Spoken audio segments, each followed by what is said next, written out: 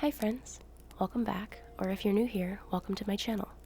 I'm Kenzie, and today I'll be reading a creepypasta from Reddit. This story comes from user MLycantrope. Nika's Shadow. Every winter, there's this thing that comes out of the lake and stalks my property. This is the 13th year it's happened. Every time it happens, I'm forced to stay indoors because I can't bear to hear its voice or to see its face. A face that it stole. A face that doesn't belong to it.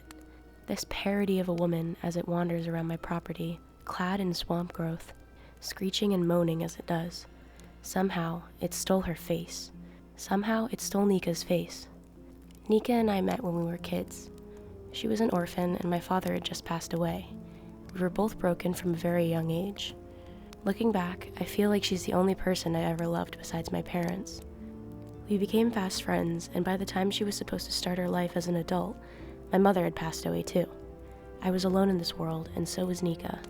Being familiar with the bottle already back then, I remember one night I offered her to come stay with me. I explained I had nobody besides her, and she laughed before her expression turned solemn again, noting that she didn't have anyone besides me either. We moved in together, but not for very long. Nika, who never knew a home or a family, couldn't stay too long in one place. She was a nomad, a flame without source or restraint. For all of her confidence and strength that she projected onto the world, she was lonely and hurt. I knew this much because what we had was special. I could see it in her eyes. That's why I always let her go, because I knew she'd always come back, and she did. She'd disappear for a while, then come back, sometimes alone, sometimes with a man or a woman she claimed to have feelings for. We both knew those were lies. She loved no one truly. She loved me, but it wasn't romantic. That was different. I've seen her break so many hearts, but she always professed to be concerned with only breaking mine. I kept telling her she could never do that, but that was a lie too. She broke mine. Nika broke my heart the last time she came back. When she came back, she was different. Her skin was pale, her stature meek and gaunt. There wasn't much of her usual fiery self. She was cold, slow, and fading. She never told me what had happened to her, but I knew she would not last for long. I could see it in her eyes. Nika always liked to drink. Besides me, that was her only other love. The last time we lived together, though, she drank like a horse. That was when I realized she wasn't making it out anymore. The same woman I've seen laugh through broken bones and torn organs, through hunger, through immense pain and emotional pain, she could beat all of that. This time, she wasn't beating the disease that ate at her. She never told me what it was, and I could never find the strength to make her tell me. She kept saying she'd be fine, but I knew she was lying. One night, when we were about to go to sleep, as we lay in bed, she said she could see this black shadow standing there, looming over her, growing darker and colder with each passing day. She said that she saw it pull a thread from inside of her. A white little thread came out of her chest and into the shadow's mouth. I thought she was being metaphorical about whatever she had. She insisted on being literal, and we had a bit of an argument about it. I called her insane, and she laughed at me, calling me a psycho instead. She and we always had those minor arguments and disagreements. We didn't always see eye to eye, but these arguments ended with banter. I forgot about Nika's shadow, but I couldn't unsee her deterioration. She withered away like a flower in the summer heat, becoming smaller, thinner. Her skin tightened around her body, becoming leathery. Those shining eyes of hers became sunken while her cheekbones became more and more noticeable. Her strength was fading away. She'd spend days doing nothing but laying in bed. Sometimes she'd moan and cry weakly in her sleep.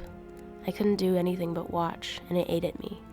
It gnawed at me to the point I started drinking way too much. It got to the point I couldn't tell apart Nika's corpse-like appearance from my healthy-looking ideal of her. We spent days drinking and talking. I'd lie if I said I can remember what we talked about or how long we spent like this, because I remember nothing from that period. I remember the taste of alcohol and misery in my mouth as I watched the only person I cared about being sucked out of this world by some sort of evil dressed in a man's shadow. Oh, I've seen the abomination. I've seen it once, and that was enough to burn it into my memory for all eternity. I woke up one night and found myself face to face with a pitch black shadow standing over Nika. Its pernicious shape connected to her broken form with a white little thread, a barely visible one. I wanted to move, but I couldn't. My body froze in place. The thing must have noticed me, as I saw a thick, pure white smile form on its dome. When I saw that sickening smile, the room turned frozen, and I felt a knife pierce my chest. It sucked the air out of my lungs as the sound of my heartbeat bombarded my ears. I was choking on the void in my throat as the shadow's smile grew larger and larger. Panicked, I tried moving, but nothing came. My body wasn't in control anymore. My skin turned to marble. A statue stuck in place for as long as the demonic kept its invisible eyes locked on me. It simply faded, finally allowing me to break out of its spell. Once I pulled myself away, a knot formed in my stomach. I let out a scream and ended up puking all over myself. Thankfully, I didn't wake Nika up. I remember her face from that night. It seemed so comfortable, so calm. The morning after, I told her about the shadow, and she looked at me like she'd seen a ghost before bursting out into a pained laughter. She admitted that the shadow man was just a joke she pulled on me. Yet I've seen it. I was adamant about knowing what I'd seen. She wouldn't believe me, however, instead saying she must have finally driven me mad like everyone else she came into contact with. She said I was losing it. She wasn't wrong. I was losing it. I was losing her. Not long after, I found her body in the bathtub, cold and still. Something inside of me broke. A sharp pain shot through my body as I watched her lifeless body floating in the water. It wasn't purely emotional. It was quite physical, this pain. I felt like I had lost a part of my body. I couldn't move my gaze away. Her form transfixed me in place. Feeling the tears streaming down my face, I couldn't feel anything. Nothing at all. It's like it threw me into a vacuum of emotions. Nothing came in and nothing went out. Nothing moved, nothing changed. Everything stayed motionless, colorless. I remember little from that day or any day after that one for a long time. I do not know how long. All I know is that there was a lot of booze, a black hole inside, and the corpse of my beloved Nika laying in one room. My mind snapped. I was so lost and not hurting, just lost and floating in absolute nothingness, and not in a good way. Trapped inside my little bubble of pleasant memories and mimetic happiness with a person who was gone forever. The days bled into weeks, and those soon became months. It all flashed by me like a little spark. I didn't care. At that point, I didn't care about anything at all. I was too busy drowning myself in alcohol, hoping to feel something. No sensations came, however. At one point, even the alcohol started losing its burning edge, slowly turning into a hydrant rather than an intoxicant. She filled the house with the stench of decay, but I could barely register that. I was too far gone at this point. I didn't care about it.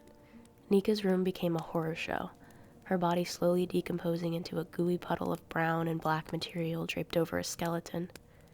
I've been to that room many times over the months. What haven't I done around those remains of hers?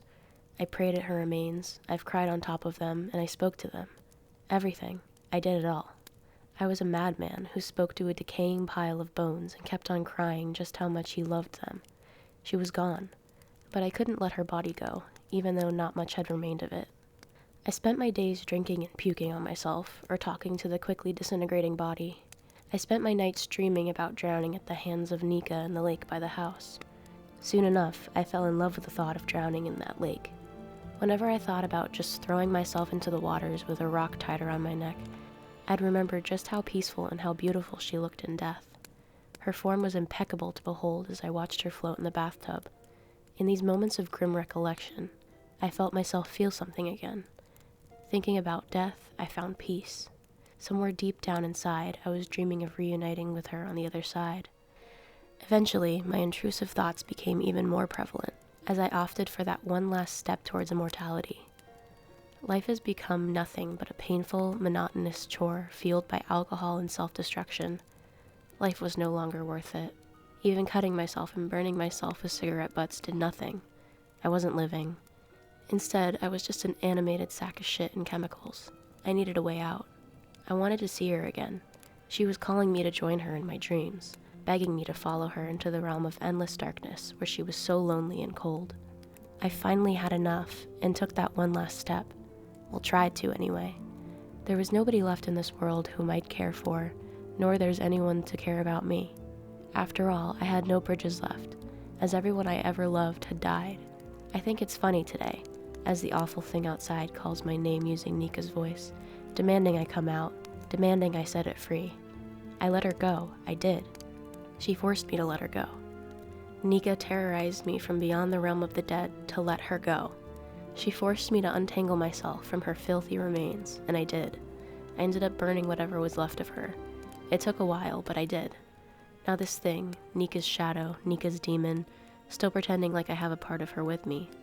The only thing I have now is memories. As the prospect of my suicidality is funny to me now, so is the prospect of remaining alive was back then. I was ready to end it all there and then. I set the whole thing up and was about to throw myself into the lake, a boulder tied with a strap to my neck as I watched the calm waters below. For a moment, I got lost in the serene scenery, almost able to find a semblance of joy in my own pitiful existence. Before I could notice, however, dark clouds covered the sky, slowly casting a gloomy shade over the beautiful scenery. As I watched the winds rocking the waters in the lake below, waves forming, I could hear her voice. It called me faintly from below. It felt airless and watery. I felt the tears streaming down my face as I was about to reunite with my beloved. But then I looked down again. The sensation of a sharp knife pierced both of my lungs as a scream echoed through the blackened skies. I fell down backwards, clenching the boulder and shivering with fear and disgust. Another awful scream pierced my eardrums, louder than the last. The waters in the lake rose as the wind became violent, bashing against my body, making my skin shiver even more. What I had seen down below made little sense. Even thinking about it makes me shudder to this day. A third scream pierced the air, coinciding with a thunderclap, sending shockwaves through my body. It was my name. Something down below screamed my name. Something furious, very irrational. A thing that shouldn't exist. Something so terrible even I couldn't handle watching it. A thing from my worst nightmares. I've never been so afraid in my entire life as I was in those moments. Feelings were back in the form of sheer terror. Untying the strap that tied my neck to the boulder, I left it there and ran as fast as I could back home. I locked the door and the windows before running to Nika's room. This time, the stench of her mostly decayed body was almost unbearable. Even then, I remained right by her, huddled next to the gore and decay-stained bed on which I left her unburied remains. I spent the next 10 hours sitting on the floor, shaking in fear as images of that thing in the lake flashed themselves before my eyes repeatedly. I couldn't move. I couldn't think straight. I couldn't do anything as the panic slowly corrupted my mind, inserting impossible images into my eyes, slowly burning away at what remained of my sanity. Eventually, my body gave out and I passed out. When I woke up, the stench of death was far worse than it had been prior to when I fell asleep. It was truly hellish. I ran out of the room only to slip on a puddle of water. The whole hallway was wet. There shouldn't have been any water. My head was spinning, and I was groaning because of the pain pulsating in the back of my head. None of this made sense. I stumbled to the bathroom to wash my face and attempt to come back to my senses. The water in the bathtub was running, overflowing the tub, dripping onto the floor. I didn't turn it on. My heartbeat became rapid. My mind was going around itself in circles. Nothing made sense. I heard a breathy sigh behind me. Chills ran down my spine as I turned around slowly. There she was in the mirror, her face contorted into pure rage and hatred. A parody of a once beautiful woman has become a ghastly monstrosity that threatened to devour me then and there. I fell down and averted my gaze for a second. Mustering up all the courage I still had in me, I looked at the mirror and she was gone. The thing that was in the lake somehow had followed me home. These were my first encounters with it, but they wouldn't be the last. Over the next few weeks, this thing had become a fixture of my life, a permanent reminder of my worst wound, the one that would never heal. The thing would appear behind me and whisper awful things in my ear. It would stand there in the mirror and windows. It would stare and accuse me with its ugly, soulless black eyes. Somehow, it would mess with the water and electricity in the house. It would stand there and stare at my Nika every time I went into her room. It would stand over me at night and hiss. Every time I saw this thing, I felt myself losing a part of myself. It would just stand there and make me feel like I'm losing a piece of myself. This is what Nika spoke of when she said that there was a shadow that is sucking her out of existence. Though for me, there was no white thread, no void. I had to watch as the darkness of oblivion had twisted my only friend into a sick, decaying, ghoulish parody of herself to torment and mock my loss and me. I finally lost it with this thing when I went into Nika's room and it was beyond cold. It was painfully cold inside, dropping to near freezing temperatures. I left the window open to ventilate out the stench of death. Kneeling down beside her remains, I stayed there for a few moments, in total silence, just remembering the good times with her. Something cracked audibly in the room. I allowed myself to become so lost in thought I didn't notice the source of the cracking. I was only pulled out of my memories by the sound of a gasping skeleton as it awkwardly rose from the gore and decay-stained sheets reaching out to me. I fell backwards as my heartbeat became erratic. The room had gone suddenly even colder, and my body shook violently with fear as the skeletal remains of my dearly beloved pulled themselves up and crawled out towards me. I screamed and crawled away from the reanimated cadaver, but it followed me relentlessly. Too shocked to do anything, I kept on crawling until it grabbed a hold of my leg. At that point, I finally snapped. Whatever humanity remained in me died in that instant, and I just kicked the unliving hell out of that skeleton. Great happiness and a terrible sadness overcame me at that moment. Somehow I found the strength and the will to get up and continuously beat on the perverted remains of what used to be Nika. I kept on beating and kicking those bones until I could no longer do that. Whatever took over the remains wouldn't get out either. In a moment of desperation, I've made the hardest choice I've ever had to make. With tears in my eyes and great pain weighing on my heart, I had come to terms with my loss. I could no longer keep the one I loved by my side. Till death do us part, it's said, for a good reason it would seem. Dragging the unliving corpse of my beloved to the hearth, dousing the rotten possessed bones in alcohol, and throwing them into the fire. I couldn't watch as they burned, and I couldn't stand the sound of the inhuman cries that emanated from within the flames. I drank myself into oblivion that day to forget my misery, but I was never successful in escaping it. That day, after I had passed out from overconsumption, I had the worst kind of nightmare. I was dragging my beloved Nika to the shower. She was kicking and screaming weakly, resisting my grasp, but to no avail. She was too weak to break free. I shoved her face into the sink and turned on the water. Crying, tears burning my face, and muffled gargles cutting my eardrums, I watched as my body was killing the only person I ever loved.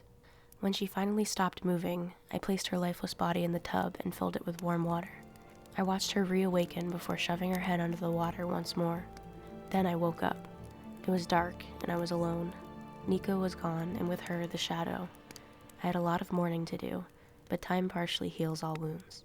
The days have become bearable as they turn into weeks and later into months. I was used to being alone, but the thought of being actually alone in this world has always lingered in my mind. It still does. I still miss her every single day.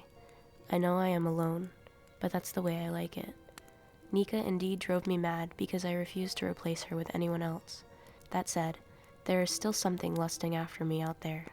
Every winter it comes back, wearing her form to torment me. I don't know what it is, but it's there, and as long as I'm inside, it can't reach me. I've learned that the first time I've seen it after cremating Nika. I've had the same terrible nightmare nearly a year after I encountered the undead. Waking up from it, drenched in a cold sweat, my heart still beating violently, I headed outside to cool off. I grabbed a smoke and my coat and went out.